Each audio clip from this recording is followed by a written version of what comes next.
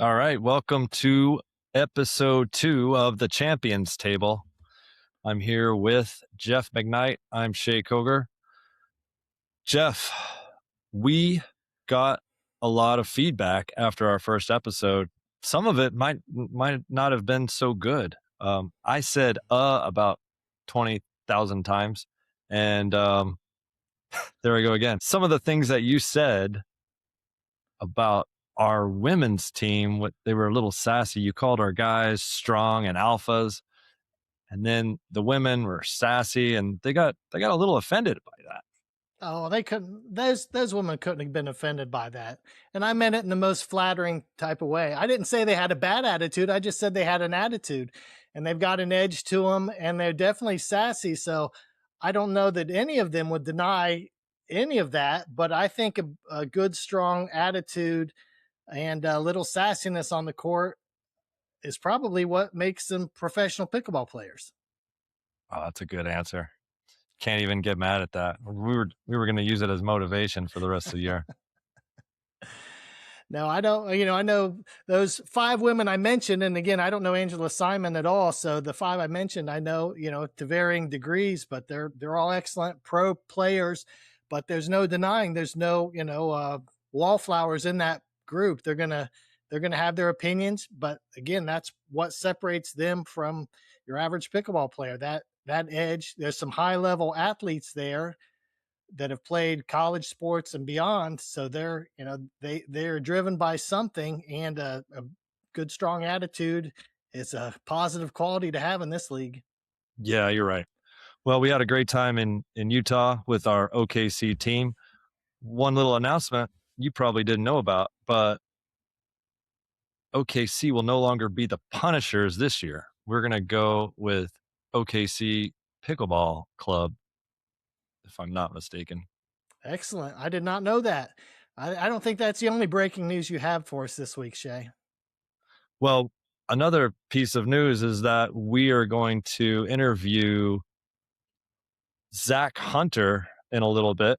Zach Hunter is the owner of the Palm Beach Royals MLP team, and he recently put together a group to buy the Champions League team, the Boca Surge, which will now be rolled up into the Palm Beach Royals. I get all these names confused because they're all so new. And you wanted to mention something about MLP before we get going. Yeah, well, just kind of recent pickleball news. Well, one, I'm very excited to hear from Zach Hunter. I know you know him. I've never had the chance to meet him yet, but I'm excited to hear about their involvement with Major League Pickleball plus Major League Pickleball Champion Series for sure, and how that combination works.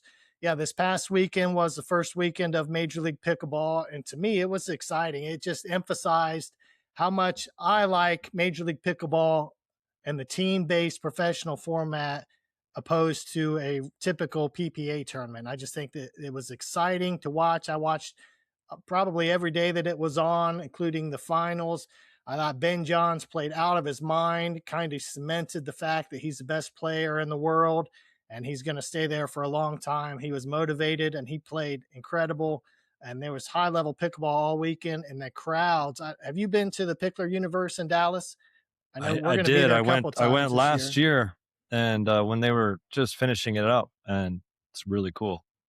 Yeah, we had a combine there earlier in this year, late February. So that's the first time I'd been there, but it's first class facility.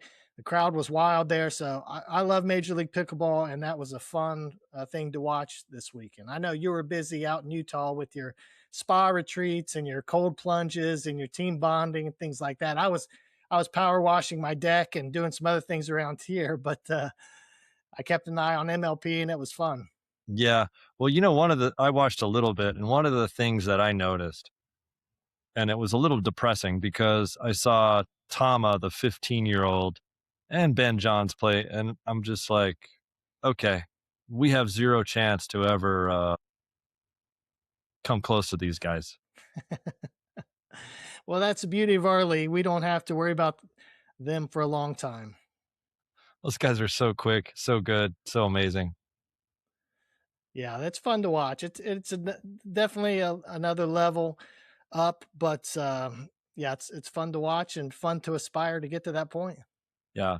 So we have a big piece of news. I think the CEO of the MLP Champions Series Pickleball is watching our podcast because they announced this past week that our official ball will be the lifetime ball. So that's great news for those that like to rip it, for those that like to speed up off the bounce, for those that like a consistent bounce, and for those tennis players that have converted into pickleball players. It's a really good ball. I'm glad we're using it. Um, what are your thoughts on Yeah, it? yeah, absolutely. I agree. I remember the first time last summer that someone brought a lifetime ball and asked if I'd used it before, and I hadn't. And then I think probably almost every time I've played since then, it's been with a lifetime ball. So yeah, consistent bounce, doesn't crack, a fast game. We did an event 2 weekends ago with a different ball since we were still unsure of what the league was going to do, and it's just noticeably slower, noticeably different bounces. So yeah, I'm all in favor of the lifetime ball. We're playing at Lifetime Facility in Chicago in a couple months for our first MLP event. So I'm excited about that, and it makes sense for us to use the lifetime ball. It's the best ball out there. And we'll have 4 straight days of play in Chicago.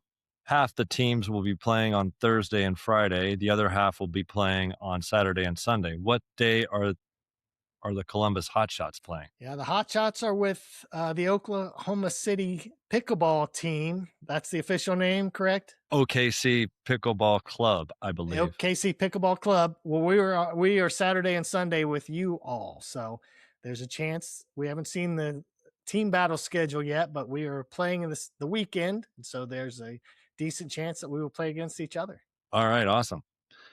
Um, so I wanted to switch topics to Jeff's power rankings. Wanted to go over a couple of the teams that are at the bottom of the power rankings. Could you explain what those rankings are? Yeah, so it's not my power ranking. So what's happened with the Champion Series draft, quote unquote? What I have are independent team rankings based on the 2026 team rosters. So I don't want to give away any trade secrets here because I know there's other leagues that kind of listening to what we talk about, especially on this podcast, and copy it for their own league. So, but to explain it briefly, Champion Series Pickleball had a player ranking system before the draft based on a specific time period. So between keeper players, draft picks, and trades, team rosters were formed.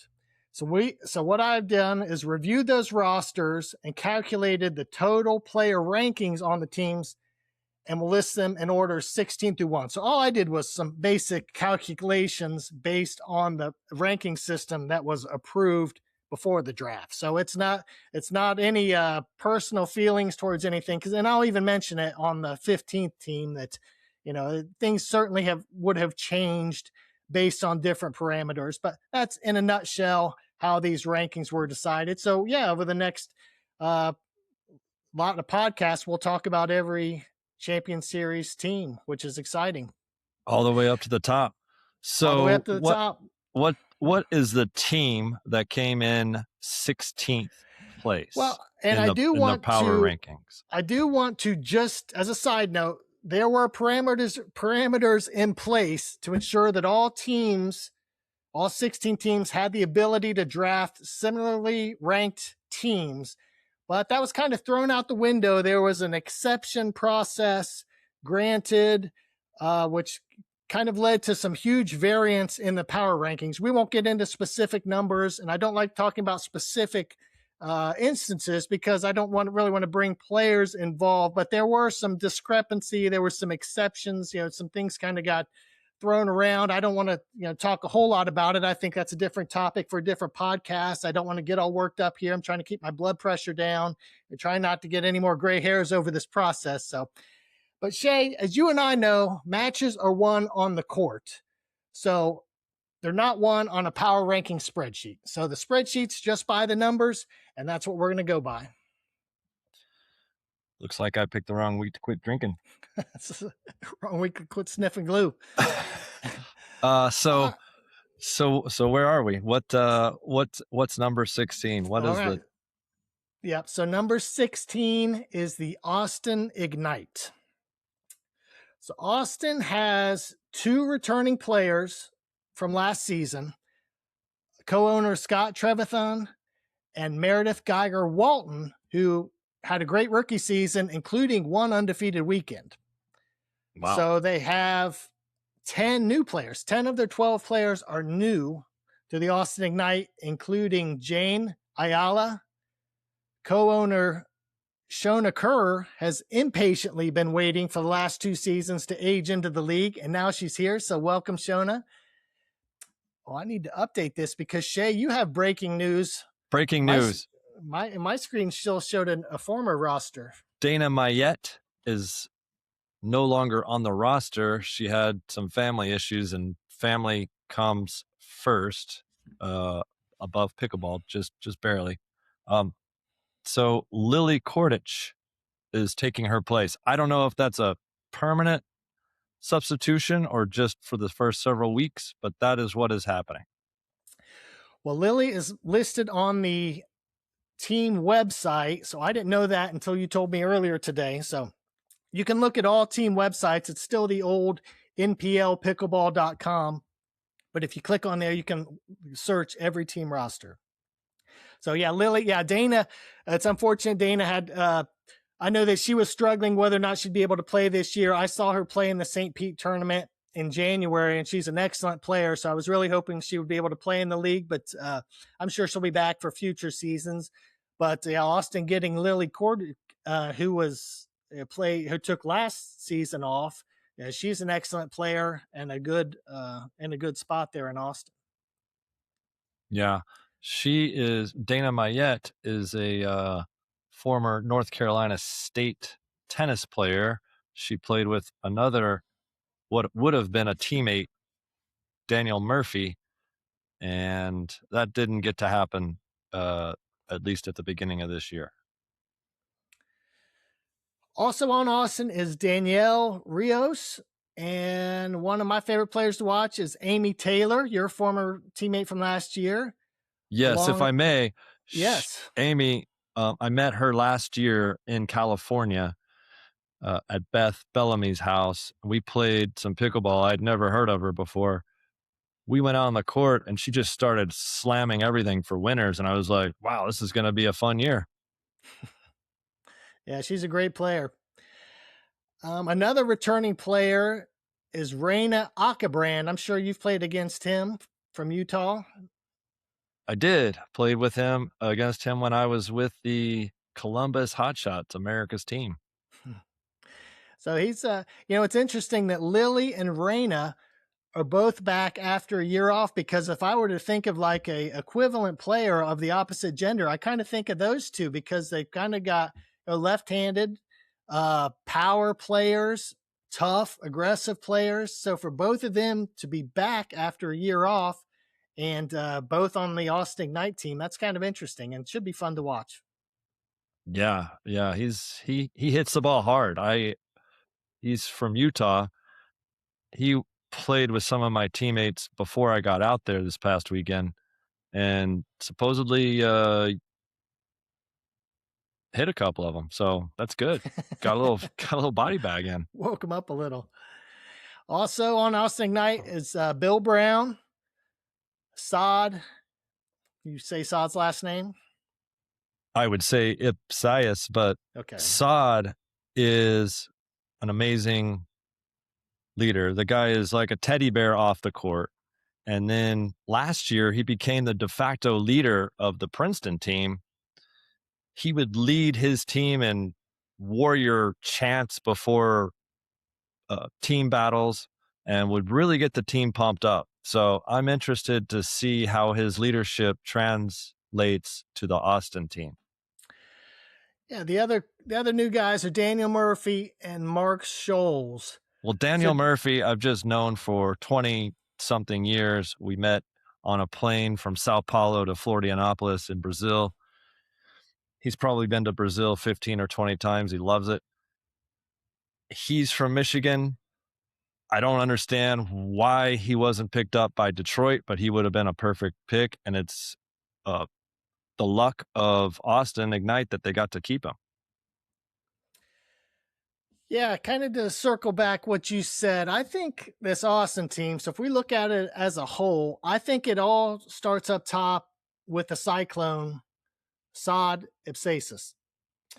If he can find that strong men's partner to go to battle with week in and week out against the top teams in this league, if they can do that, along with a lot of other very solid pros, Amy Taylor, Scott Trevathan, that we mentioned, I think Austin could really be a surprise team this year.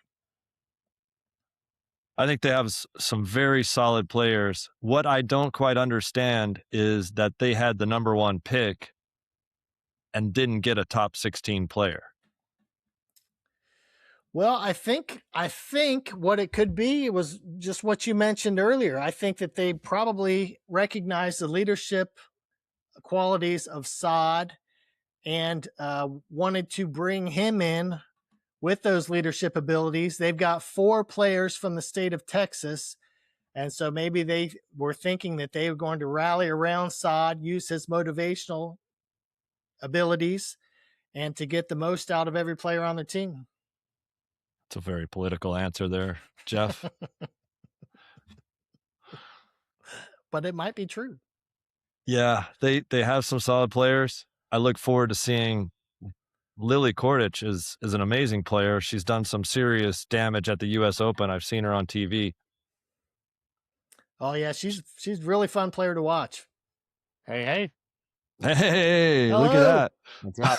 Man, sorry, it said it gave me some error first, but we're good. Hey, well, you came just in time. We just finished talking about the Austin Ignite. We'll talk about the next team a little bit later. And we can go right into it with Zach Hunter. I mentioned him a little bit before, and now he's here. Love to see it. You're looking short in the video, but I can put my. I'm sure you can adjust that camera a little bit. How's that? Is that better? Yeah, it's better. Okay, cool, awesome. Well, it's good to be here. Thanks for having me, Shay. Jeff, nice to Well, meet you. I know Shay nice to meet you. well, and get to see that big forehand quite often on the pickleball court. But nice to meet you. Yeah, nice to meet you. Welcome. Yeah, So Excited to Zach, have you a part. yeah, great to be here. I met Zach. I actually met his dad before I met Zach. I was going to Boca to play tennis, and I thought I was going to be playing with Aaron Crickstein, and I ended up playing with Scott Hunter. I mean, he's a solid player too. Just a little drop in level there. Who's unbelievable, by the way. I mean, that guy, he never misses a ball. No, He it shows. looks like he could still play on the pro tour, Aaron Crickstein. I mean, he was a top 10 player in his time. And Yeah, they had the exhibition there. I think right before the Miami Open this year, and Tiafo, or maybe it was last year, and Tiafo was playing Kirkstein, and Kirkstein beat him like 6-2 in front of everybody. A little embarrassing, but yeah, he's so good. that's amazing. Yeah, So Zach, you're the de facto owner of the Palm Beach Royals, which is a new MLP team this year. yeah.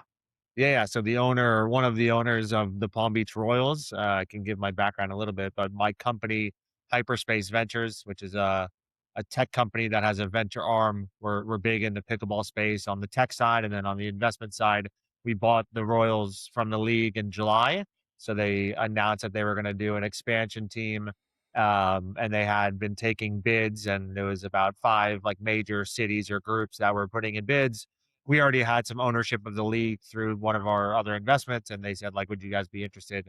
And we said, yeah, of course, like we definitely are interested. And yeah, we were able to put the bid in July and win the bid, and then we had the option to select where we wanted to put the team. You just couldn't be within, I think, 50 miles of some of the other locations. And my daughters are out there running right now. I'm back. Yeah.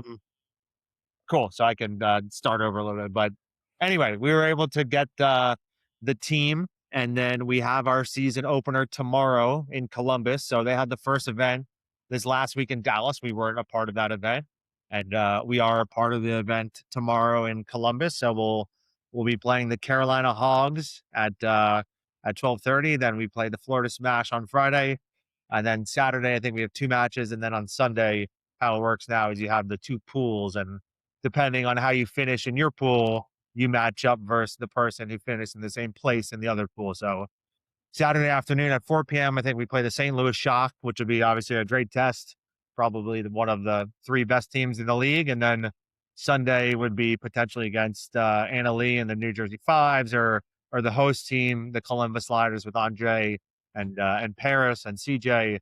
So a lot of good teams, and yeah, we're excited. Yeah, yeah, I'll be in Columbus. I mean, I live in Columbus, but I'll be at Pickle and Chill on Saturday, so I'll be watching all those matches. So yeah, be excited to see the Royals first time out. Yeah, definitely. I'll see you there. Are you Great. going? No. I'm just Oh, I'm just watching on TV. My my mother-in-law has been in town for a few months, and she has to leave tomorrow. So I have two kids. You just met one. That's like a 2-year-old, and then I have another 6-week-old. So I'm just watching from the couch. But the rest of the team's there. David Grossman, who's our GM, will be there. Couple of the other staff. Kelsey, Chelsea, Tommy, and then the team, we have Tyson McGuffin, Sophia Seving, Tina Pisnick, Deckel Barr, Grayson Golden, and Tammy Emrich. So we're looking forward to it. We actually just had our media day yesterday. So we had everyone had flown in here for the last few days to do a little training block and train and get to know each other, since some of them have never met or played with each other. So we had some good practice sessions, and then we invited fans and some of the ownership, and then also local media to our media day yesterday, where we did a jersey reveal. We did a bunch of interviews, some fun content, and then the Royals Reserve Club members, which is like our private club of super fans, were able to actually hit with the team in the afternoon for a little bit before watching the team practice, which was fun. They look good. Like Tyson and Sophia look really good together. Tyson and Deckel obviously are really good. So we got a strong squad. Well, I would imagine that a lot of people don't know Sophia as well, since she hasn't played on the PPA tour. So Yeah. she will be a pleasant surprise, I think, for you, Mhm. in the fact that she's a beast. She's really good. Yeah. So no one really knows her. She's been on the APP tour, which, not many people know about.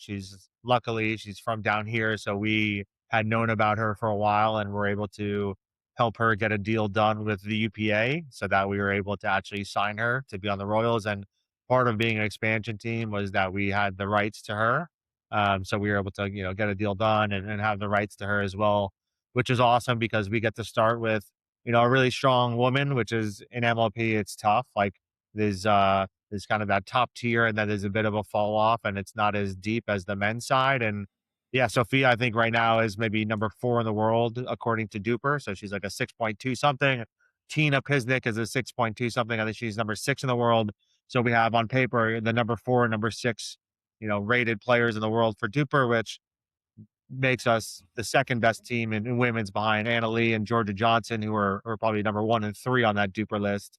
So yeah, really strong, and women's is huge because they go out first.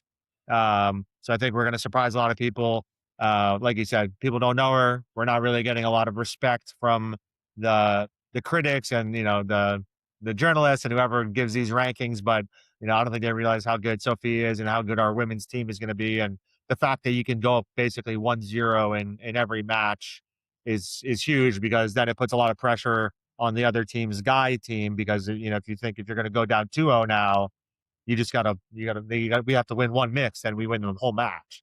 So it's huge to get that really strong women's team. And they're both, Tina's a top 4 player in the world right now, has basically made the semis of every PPA event this year in women's and in mixed. And then, yeah, Sophia is obviously a great mixed player. She's number 1 in mixed doubles on the APP tour with Casey Diamond. So super strong in mixed. So I think we're getting looked over a little bit, maybe because we're new, maybe because we have Sophia, but I don't think we've gotten the respect that we deserve. I was just at the U.S. Open. When was that? A month or so ago, Yeah, Naples. and I got a few games in with Casey and Sophia, and I put those on my duper. For some reason, they didn't accept. I don't know why. Your duper would have went up quite a bit. Oh yeah. I know Jeff has like a ton of questions, and I've Yeah, been blocking yeah. him the whole time. But No, you're good. I just Zach. Again, nice to meet you. I've got a few questions here. I'm a big proponent of Major League Pickleball and team-based professional pickleball. I think there's no comparison between the excitement level and an MLP home event compared to a PPA tournament. Been to a few MLPs and a few PPAs, and I just think those home events are really exciting. What made you decide that now is the right time to go all in on Major League Pickleball? Yeah, good question. So I think in the beginning, because so how I got into the pickleball space or had the pickleball business was we started a company called Top Court. It was done by my company Hyperspace Ventures, and we built uh, a a company called Top Court that was really a master class for tennis. So for like $15 a month, you can get access to the best current and former players in the world. Venus Williams, Martina Navratilova, Chris Everett, all the young players, Kyrgios, Casper Ruud, Zverev, Fritz, Tommy Paul, and you can get access to these lessons. We launched during COVID and it did really well. We started to look into like how do we expand to pickleball because the platform's made already. It's built, like it's only the logical next step. Pickleball was getting really big. Let's get into pickleball. So we ended up doing a pickleball shoot at PPA Atlanta like 4 years, probably 4 or 5 years ago, 2021 maybe. And it was doing really well. And that was at the time that Tom Dundon was buying up the original group that made up Pickleball Inc. So he bought the PPA Tour, Pickleball Central, Pickleball Tournaments, Pickleball Brackets, and us and Top Court. So those five companies became Pickleball Inc. And that still is a core of Pickleball Inc. today. So in the beginning, it was very much like competition, like MLP, team sports are never going to work. We just hated on it because we kind of had to, because that was like our side of the business. It was like PPA, PPA, PPA. MLP is not going to work because, team tennis has never worked. Look at, whatever the team tennis is even called. It's never worked. Like it's an individual sport. But at the same time, we're hearing from everyone that I play rec with at the park or at, wherever. Everyone's talking about MLP. Everyone loves it. The excitement, the energy. It's not the same person winning every tournament, which this year it's like, I mean, I don't think Ben and Gabe have lost this year, and I don't think Anna Bright and Anna Lee have lost this entire year. So you get a lot of the same winners. So we saw that excitement, but we were never going to touch it. We always had to, publicly kind of shun it. And then, once Tour Wars happened and the merger actually happened and the UPA came in and it now is owned under one entity, like that was just the perfect storm for us because now you have the two entities combine with all the firepower and resources behind it, all the money, all the media. You have Pickleball TV behind it, you have pickleball.com behind it, you have PPA pushing MLP, you have MLP pushing PPA, you have all the players now signed exclusively and they have to play in both. So at that time, it was like, wow, this is like, we got to get into MLP. And that's when we kept asking, like, can we get in? Can we get in? We had an opportunity to buy a minority of this team and a minority of that team, but we always wanted to own a full team. And that's why when they said, like, we have an expansion team, like, do you guys want to put a bid in? They kind of already knew, like, we had been asking for a while. Because it was at that point, it was like, it's a no brainer. We see where this is going. We see how big these events are getting. I went to a couple to check them out before we bought the team and, just electric, awesome environment and it's super fun. Probably one of the most fun sporting events like I've ever been to. I've been to, big Heat games. I went to Carolina, so I went to Carolina Duke basketball games. But like the MLP environment, it's amazing. You get the cities and fans behind it. And I think what's interesting about pickleball is like if you go to a basketball game or a football game, like most of the people in the crowd do not play the sport. Like they're passionate fans because they root for their team. But other than that, like they're not playing basketball, they're not playing football, they're not playing baseball. I think what's interesting about pickleball is like everyone that's at these events, so like the 50 million people in America that are playing, are just like nuts about pickleball. It's like Shay, I don't know about you, Jeff, like me, we're at the courts every day playing, and like we're the ones that are watching, and you can go to these events and they're so fired up to watch pickleball because they're like genuinely, it's like their biggest passion and it's almost like a part of who they are. And then you put that with the team sports concept. I think it's again just a perfect storm. Yeah, that's awesome. And Jeff, sorry if I'm interrupting here, but Zach, you purchased the MLP team, Mhm. and then within days of announcing the alliance between the MLP and the former NPL, you decided to purchase the Boca Surge and roll them up into your enterprise, your team, without playing a match in the regular MLP. So how did that happen? Yeah, I think again, just kind of right place, right time.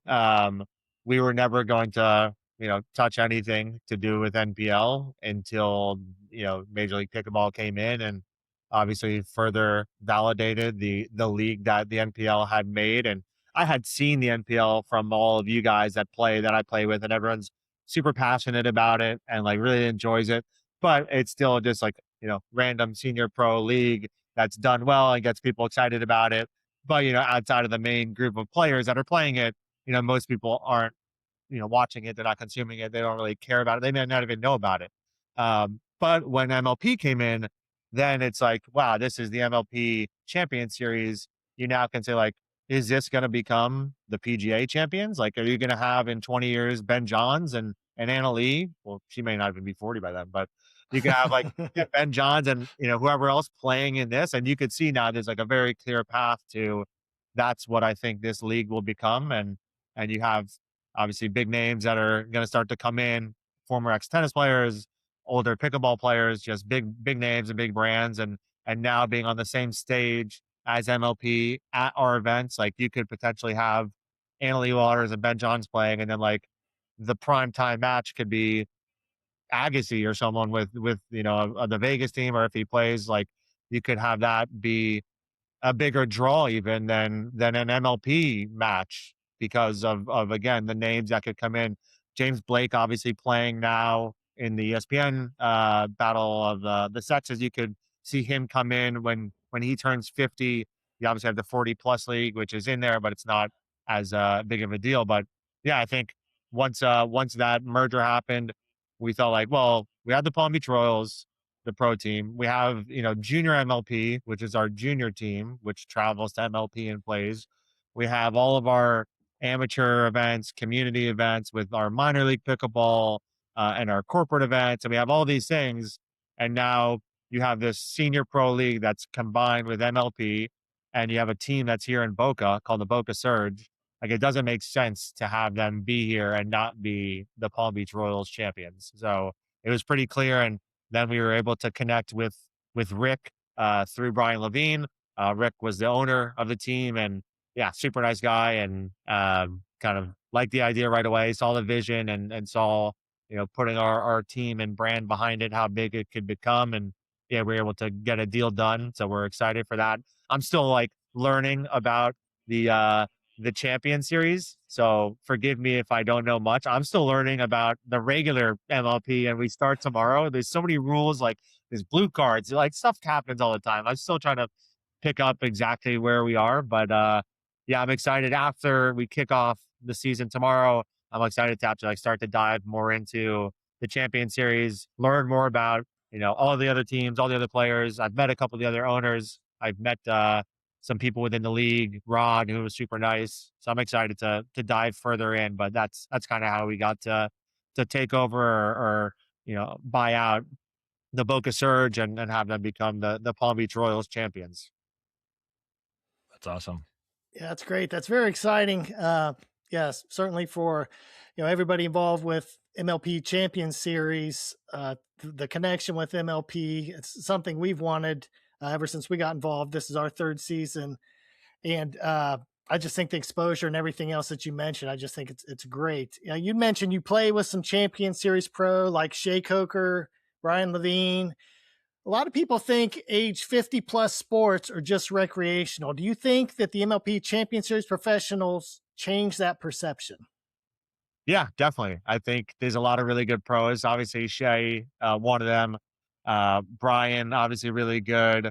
Um, But yeah, I'd probably play with, I don't know, 20 of the guys that are across the league on all the other teams. Greg Levine, Alan Mendelson, Mircha. I'm not sure if he's still in the league or not, but Mircha and a bunch of others. So, I mean, those guys are good players. They kick my butt. So, I just like to go out there and play with them. And that's really the group that like got me into playing pickleball. Was I like I'd play more recreationally, and then they were all playing over at Bamford.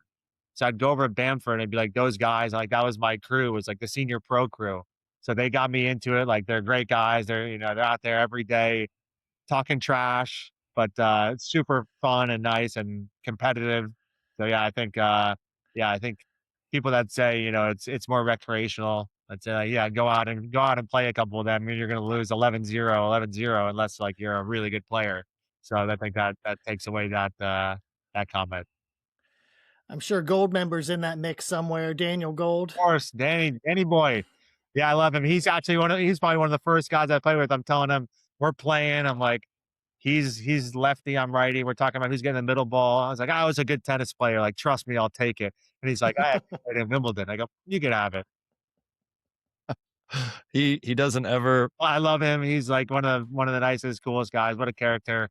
Just just a legend. So yeah, he definitely was one of the first guys that I started to play with over there at Bamford. And even our good friend Brad Edwards is going to be playing this year. Yeah, yeah. So yeah, I guess he's turning 50 or just turned 50, He but just turned 50. yeah, he's going to be really good. He's a great player. He's in great shape. We go over to his house over in Southwest Ranches and we play all the time. That's like my normal morning game during the week is his house because I'm only like 15 minutes away over in Weston. So he's a great player. I'm sure you can go through the list and like anyone that lives down in South Florida, I've played with like 100 times. That's right. Yeah, Alan Mendelson. There's all yeah. sorts of people. Al, Mario, I play with. I got to play with Mark Milner and Peter, and a couple of not all the time, but I played with them a few times. Who's the guy?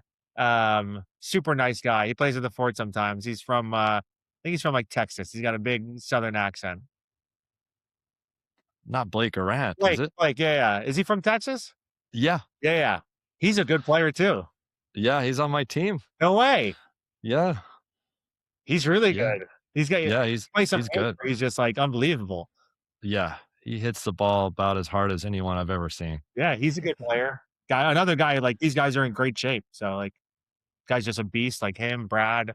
Some of these guys are just in ridiculous shape. So is there singles in the champion series or no? No dream breakers? Or is a dream breaker a double dream breaker? Or not? It's Yeah, doubles. we call it a team breaker and it's a double. So there's some strategy involved. It's 6 different lineups that any pairing of lineups. So there's strategy involved. It's really fun. It's exciting. Same as the dream breaker. Very exciting part of the game. Gotcha. Okay, no, Yeah, that's cool. We you did can go in there and play 2 points or you can play several. It just depends on whoever gets to an even number, 2, 4, 6, and then everybody rotates. interesting. Yeah. Very And Zach, I was just curious. I know you just mentioned all those great players, a lot of MLP Champion Series stars, and I know you're just digging into the Champion Series part of it. But what do you have anything off the top of your head that could really make MLP Champion Series explode right now? And you can't say that Shea Coker needs to wear shorter shorts while playing because if they get any shorter, he might get a ticket for indecent exposure. I didn't make a comment about his shorts the other day. They're not just short, but they could be like hanging up in like a vintage store. They could be like $1,000. I'd be like, oh, look, these are awesome. Like this is like a retro short I've never even seen before. The John Stocktons. Yeah, he's got the retro shorts. He's looking good though. They're the only shorts that are cotton that I can find. Yeah, Everything else is plastic. Sports shorts anymore. That's all. Yeah. No, I think what would make it explode? Obviously, like the first easy answer is you get Agassi out there to play for the Vegas team, which there's rumors that that's going to happen. So if that actually comes true, yeah, there's no bigger draw in pickleball, whether it's pro or senior pro than Andre Agassi. So I think if you could have him come in and obviously lean in a bigger way, like I think the more he leans in, the bigger it can get, at least faster. Um, but yeah, besides that, I think yeah, I think being on the stage at MLP events will make it big. I think getting some good broadcast opportunities, whether it be on Pickleball TV, which is now like, I mean, super accessible on YouTube TV now. That's what I use for my cable. I think that's what, whatever the number is, millions and millions of people use for their cable. So being on YouTube TV rather than going on some website and streaming it that, only people that are playing it are going to do. But now being on YouTube TV will help a ton if they can get some slots on like, a CBS or a Fox or ESPN or Amazon Prime or Hulu, whatever it is. I think anytime you can get some good broadcasting and viewership onto it, that'll be good. And yeah, I think now just the tournaments and events will look bigger and better. So I think that's like a key part of it. The production will feel super professional. Like if you watched a match before and it's at an event that doesn't look and feel like a professional sport, you'd probably like write it off and say like this is a recreational sport. Now if you're at an actual event and they're putting a lot of money into it, which they're now going to be doing and they have been doing, but now with Apollo's 200 million, the events are going to be bigger and better. So at these MLP events, this year, and then I think as we go on, it's going to be, only shared events between MLP and the MLP Champion Series. So I think like all those things are just going to make it bigger and better. And then I think the real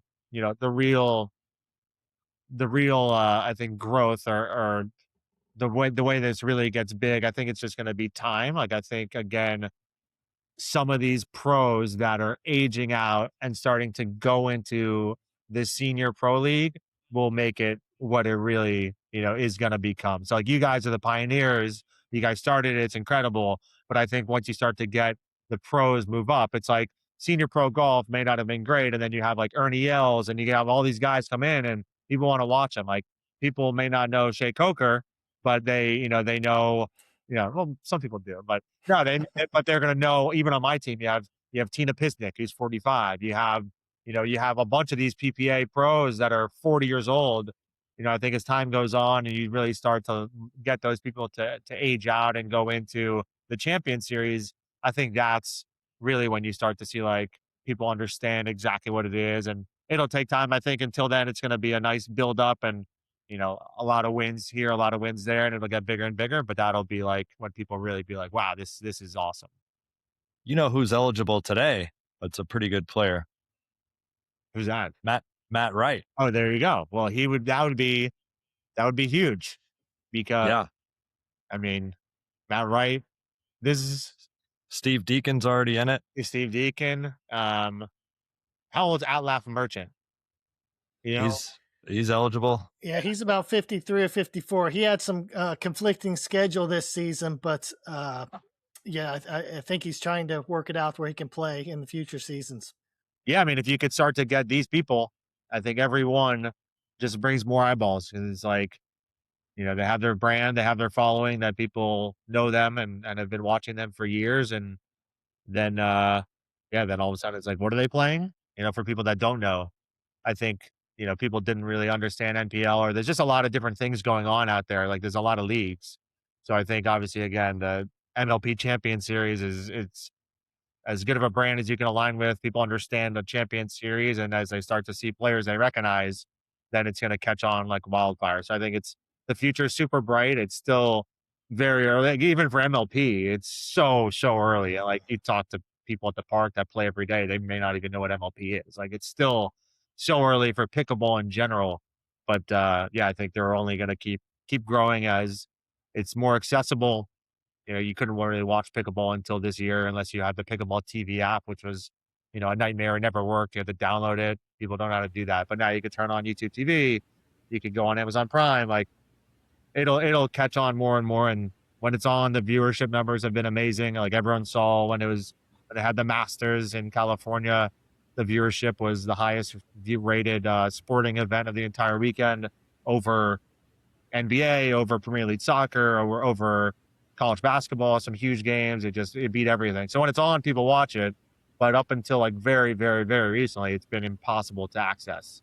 So I think all these things are going to help it really explode into the future, and that's what we're betting on as a business. Obviously, we're super invested into it even before Major League Pickleball with just Pickleball Inc. And we're doubling down. We've invested multiple times. We're investing more right now alongside of Apollo again. So we're continuing to add on to pickleball, and we see the growth that's taking place not just here but all over the world. They just announced PPA Spain today, so they're going to do a 7 tournament series starting in September this year in Spain. They have PPA Asia. They're going to do MLP Asia next year, where our teams will actually kind of travel to do events similar to the NFL, like the NFL does. So I think here it's getting big internationally. We've all seen the numbers in Asia; it's massive. So we just got to continue to build it out, and I think the rest will just come naturally. That's amazing. Sounds good, Zach. Yeah. Yeah. So what are you guys excited about for the season here coming up for Champion Series? Anything that's like sticking out to you? Any dates marked on your calendar? Just things that you're excited about that didn't really maybe exist in the previous years? Well, we don't really have a schedule yet, so it's hard to say, but there are so many new players and new teams and there are a lot of stacked teams at the top. So it'll be interesting to see how it all plays out.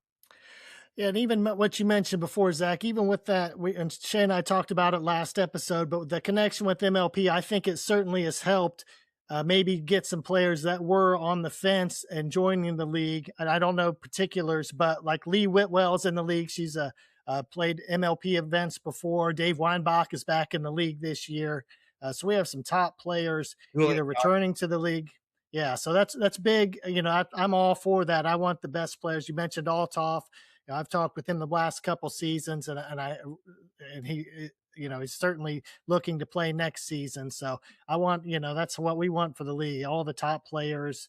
And so we have the schedule for our 5 events, but we don't have the individual team battle schedules yet. So yeah, the end of July with MLP Chicago, I'm just really excited to see how that all works together, being involved with the MLP and on that stage with all the top players. I just think it's going to be a very exciting weekend, the end of July. Yeah, I'm mad that we're not playing in that event. So the Royals pro team and myself will not be there, but Hmm. Champions team will be there. And yeah, I wish I could come because I'm very interested to see the setup of the Champion Series. But I'm sure it'll be great. I think the venue's a new one that they've never done before, from what I've heard. It was a late addition even to the MLP season. Um, so that should be fun. And then are most of the new players that have joined, are they just players that have now turned 50, or are they players now that are more interested because it's the MLP Champion Series, or just a mixture of both? Yeah, I would say a mixture of both. I think that the MLP exposure has definitely made it be known if you want to play pro pickleball past the age of 50, there's really one option if you care about exposure and if you care about playing with the best, and that's the MLP Champion Series. So I think that that was certainly a big part of it, but there's also every year players age in. So again, we mentioned a co-owner for the Austin Ignite team. I've known her the past couple years, and she was just waiting until this season where she turns 50 this calendar year and is able to play and compete. So there's a lot of excitement certainly around MLP, and that's translating to a lot of excitement with MLP Champion Series also. That's cool. Yeah, I got my calendar circled. Got 14 years. No, I do only like 3.5 years until the 40 plus. Sweet. That'll Nice. be developed by then. You're Yeah, gonna love it. yeah. I'm not. I'm still not sure why they did it. Honestly, if you ask me truthfully, like should they have done the 40 plus and the 60 plus? I'd say probably no this year. I think it was, with everything going on, it was a little bit rushed, and like from what I've seen, there's 4 players on the 40 plus team. Like I think it should all, if you're gonna do it, you got to have, the 10 to 12 players that you're going to have on all the teams. And I think next year would have been good because then you'd have the exposure of the MLP Champion Series and you launch it. This year, I feel like a lot of people were late to sign up. They didn't know anything about it, and they're still promoting it as the 50 plus league. But then, like, what is the 40 plus? You know, in theory, you'd have better pickleball because you'd have 40-year-olds. You could have, James Blake. Like, you'd have 40-year-olds playing it, but 50 plus is still the premier league. So like I think there was just confusion around it and they could have waited. But they like to go fast and then change the rules every few weeks and go from there.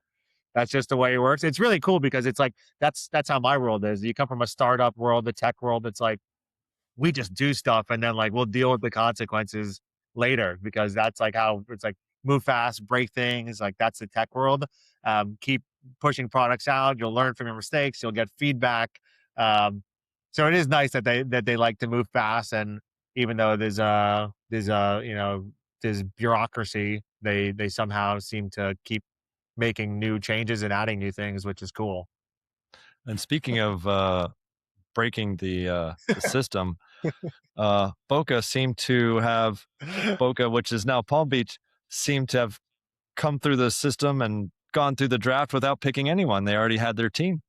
They already had their 12 players. I told you off record. It's above my pay grade. I don't know how that happened. I'm sure everything was above board and it was approved, but I can't speak on any any of these accusations. Um, no, but like so far, I haven't really dug into on the team side. Like on the MLP side, we did a lot of research and was doing the draft, and was in the war room and really was dialed in on that. On the champion side, it kind of the deal was just going through as the draft was happening. So the guys that were running the team before were still doing it. But I did hear we have a stacked team and just a lot of them are local, so maybe there was some gray area of avoiding a draft there, but we're happy with the team. We like the locals. It's a cool like concept that doesn't exist in MLP that you have the rights to players locally. I think that's really good, and I wish they did have that in MLP because for us, like we don't have a home court because it's festival style, so we don't have a home court. If players don't live here, like it's hard for the fans to ever connect with the team. So like we've tried to draft some local. We have two players local, Sophia and Grayson. We'd like to have had more, but it's just hard. There's a lot of locals, but they're all on other teams. So it's like it's hard to just get them. And that's really cool that you guys are able to do that because I think you could really build a brand up, not just in season, but throughout the rest of the year through within the community, doing different events at whether it's the country clubs or the local parks. And like those people that are playing at the parks and clubs are like going to be so excited to see the Champion Series players out there. They probably connect way more with them because like they probably have some type of, they know them, like they grew up maybe with the same people. Like they just, I think it'll be really fun to connect with the community and that rule of being able to keep your local talent is really cool. Probably helps a lot being down here because like even you, like there's a bunch of Daniel Gold, like there's a lot of people out down here that if they lived in other areas, like the teams would keep them because it's not that there's no talent pool. But like here, there's so many people. So it's interesting. Yeah, I think that local connection helps. CJ Klinger is from the Columbus area, and he, was joined the Columbus Sliders last season. I remember I've been playing about 5.5 years now, and I remember actually Cam Chafin's dad, Cam just got drafted, on the Phoenix team he's a 15-year-old. But I remember 5.5 years ago, him telling me the best player in Ohio was a 14-year-old named CJ Klinger who lives in Columbus area. And I thought there's no way in the world a 14-year-old's the best one in Ohio. And now both of those kids, are pro players, CJ for the local Columbus team and Cam for the Phoenix team. So it's, they both have a strong connection in the Columbus area. And I definitely think that's helped the Sliders build a fan base. Yeah, no, definitely. We actually were looking at Cam during the draft, and we almost drafted him and almost made a deal with Phoenix where they were going to draft for us, and then we would get the pick basically and send them some money. But they wanted to keep him, and Yeah, it ended up working out, but we were looking at Cam quite a bit. Obviously, Tama, CJ, we tried to trade for early, but they obviously they wanted to keep him. We came in with no players, so we really were like trying to figure out how we were gonna establish and build this roster of a team that can compete. And you may not go out and expect to win the first year when you don't have a team yet, but I think we built a team that's pretty strong. And I think we're gonna surprise a lot of people, like we were talking about earlier, with Sophia being really good. I think we'll end up being like, I don't know, a 3 to 6 seed in the playoffs with a chance to win it. And I think a lot of people are probably guessing we're going to be 6 to 10 in the league. All right, they're throwing down the gauntlet. You got to do it. Yeah, yeah. Yeah, I agree. I think you have a very strong roster. Zach, I appreciate your time on here. I only have one more question. I don't know if Shay has more, but the pressing question on everyone's mind, they hear the name Zach Hunter. Of course, they do a duper search. Mhm. There are 2 Zach Hunters listed. One is a 4.5 with a 1% reliability score, and the other is a 5.15 with a 98% reliability score. Could you please clear up this controversy right now? Will the real Zach Hunter please stand up? Which Zach Hunter are you? I'm the 5-1 something. But I don't know. I think that for one tournament, someone signed me up with them and used the wrong, I don't know, used the duper that didn't exist. But yeah, 5-1 something and proud. I could take anyone's money in that range. So I'm gonna stick to it. Never a doubt. If you're playing with Shay and Gold member, I know you're above 5-0. So let's Oh, get he's together. got a vicious backhand. It's amazing. Yeah, I'd say probably like a 5-6 if I was able to actually play against better people that could move your duper up. The issue is that your duper can't go up if you're playing 5-0 open tournaments. You got to play some APP or PPA qualies and beat some 6-0s if you want to go up. If you just beat 5-0s, you kind of just stay there. And now you could play a tournament and win it and just go down because you're not winning 11-0 every match. Yeah. Not that we own a piece of duper, so I'm not hating on duper, Yeah. but I think the algorithm needs a little work. Not that they shouldn't go down when you win. I think you probably should, Yeah. but yeah, I think they need to look into it a little bit more, and I know they are, but it's always gonna be contested. Everyone always thinks they're better than they are. Everyone always thinks their duper should be higher than it should be. You have a lot of debates around location. So like, is a 5-1 in Florida a 5-8 in Ohio, or is it the opposite? I don't know.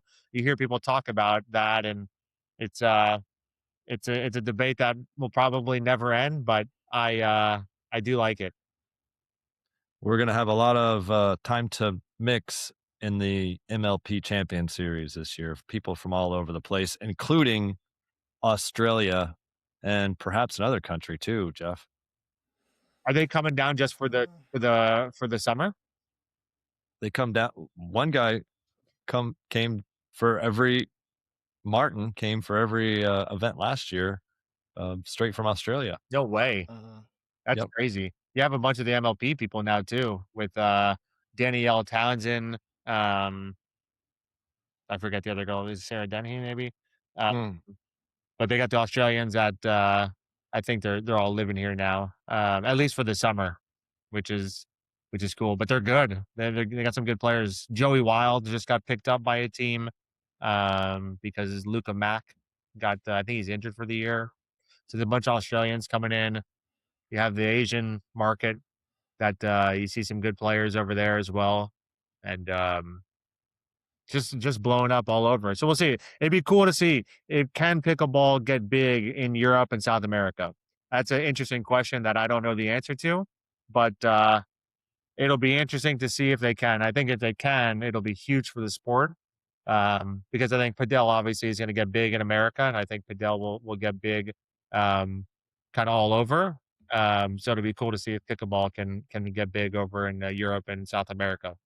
Well, I think it can. Some of the best players from those areas are playing in the MLP Champion Series, including Jaime Onsines Yeah, Eric's dad, Yeah, sure. and um, Marco Osorio from Mexico, He's on our who is your number one top player. So yeah, there's a lot of great players, and I think that Simone Jardim and Marcelo Jardim, there's a bunch of really good South American players that are, and they're, and even locally, you have some Brazilians, Armando and Nico, and Yeah. I wonder if like if uh if the fact that all the tennis courts in South America and Europe are red clay, or most of them, does that affect the scalability of it compared to America, where we had all these hard courts where we could just go out and put 3 or 4 pickleball courts with a new paint job and nets. So to scale was super easy. Like padel to scale is impossible because it's so damn expensive and you got to build out a court. But like pickle, that's why, like in my mind, it's why it blew up. So you could go on any hard top basketball court, you go on any hard tennis court and just paint it and put on, at the time, portable nets and now real nets. But like, does that affect the ability to scale in Europe because all the courts are red clay and you can't put a pickleball court on there? Or do they introduce red clay pickleball? it's another option. Well, they're building out lots of facilities in Brazil. I know that for a fact. So I think that will be it will be coming Yeah, soon. just more A bunch of good expensive, players. I guess, a longer road than what we had here because of all the parks, Yeah. Bamford. Yeah. I mean, Well, Zach, we've taken up a lot of your time, and we really appreciate it. And good luck to you guys, and not too good of luck, but good luck in the MLP tomorrow, starting tomorrow, right? 12:30 on YouTube TV. We play the Carolina Hogs, so hopefully we should get off to a nice start. It'll be fun to watch. I'll be here biting my nails and freaking out just as a nervous owner. But yeah, we're excited. So tune in tomorrow. Cheer on the Royals, even though you're playing against us in Champions Series. It could still be your regular MLP team. That's right. I've got 2 hats, so and good friends. So why not? Thank you. All right. Thanks, guys. Yeah. Thank you, Jeff, and thank All you, right. Zach. Yep. Thanks, Zach. Thanks, Shay. Bye. Bye bye.